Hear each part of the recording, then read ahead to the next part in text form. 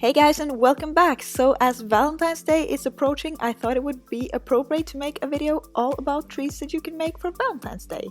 And this first one is chocolate crepes, and they are so good. I'm gonna say that about everything. I always say that, but yeah, the ingredients were all on the screen, so all you want to do is just add all of the ingredients to a blender, and then you want to blend everything up.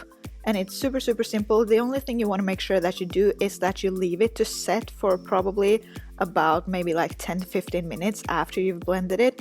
That makes sure that the chia seeds are able to bind everything together and the oats are kind of getting soaked up with the liquid, and it's just a lot more easy to cook them.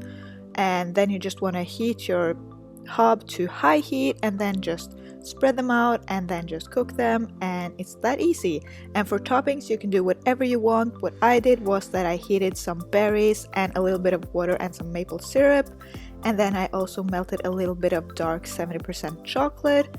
But again, you can of course do whatever you want, so I just added those things and some coconut flakes and some pomegranate seeds to my crepes, and then I drizzled the chocolate on top, and that was it. Super simple, really good for you, good ingredients, really tasty, and perfect if you want to impress somebody, maybe for like breakfast or brunch or as a dessert or anything like that. The next recipe are these chocolate raspberry truffles, and again I will just leave all of the ingredients on the screen. For my nuts I used pecans and almonds, but you can use whatever you would like. And then I also used almond butter as the ingredients said, but you can skip this if you don't have it. But you just want to add everything to your food processor. I added only half of the freeze-dried raspberries, and then I'm leaving half for later. Also, if you don't want to use, or if you can't find freeze-dried raspberries, or if you want a recipe without dates, I'll leave a link for that down below, so definitely check that out. But yeah, you just want to blend it until it sticks together enough that you're able to roll it into balls. And then for the rest of the raspberries that I didn't use before, I just blended those up in the blender to make a powder, and then I rolled the dough, or whatever you want to call it, into balls, and then just rolled those in the raspberries to make them really pretty and pink. And yeah, I just think these are so pretty and they taste delicious as well. I've mentioned this before, but this combination of raspberries and chocolate is just so good, so I hope you guys like it.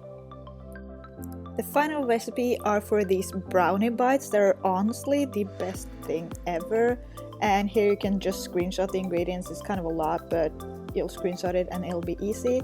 So I just ground my chia seeds into a powder and then added the water and just stirred that around for a little bit and let that sit. And this will act as a binder to bind all of the ingredients together. And while that sits, I just added everything else to a bowl. You can also skip the step of grinding the chia seeds, but this just makes sure that you don't have kind of little seeds in the texture when the brownies are done. But yeah, you just want to add everything to a bowl and then just stir all of it together. And here you can see kind of the consistency that the chia pudding thing gets, which is kind of similar to eggs. And yeah, I just melted the coconut oil and then just stirred it together. I ended up needing a little bit of water, so I added probably like 1/4 to 1/3 of a cup of water in there as well, until everything was able to combine really well. And then I just added it to some cupcake or muffin liners. They're not supposed to rise and be like cupcakes, but I just added them into there to make kind of bites. And these are the ingredients that I used for the icing. I just added them all to a bowl and then just stirred everything together.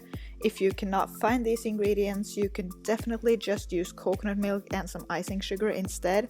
I did that in my weekend breakfast video for the French toasts. You can just use that exact same recipe, it'll work great as well. But I just think this one adds a little bit extra and it's a little bit better, so I love this.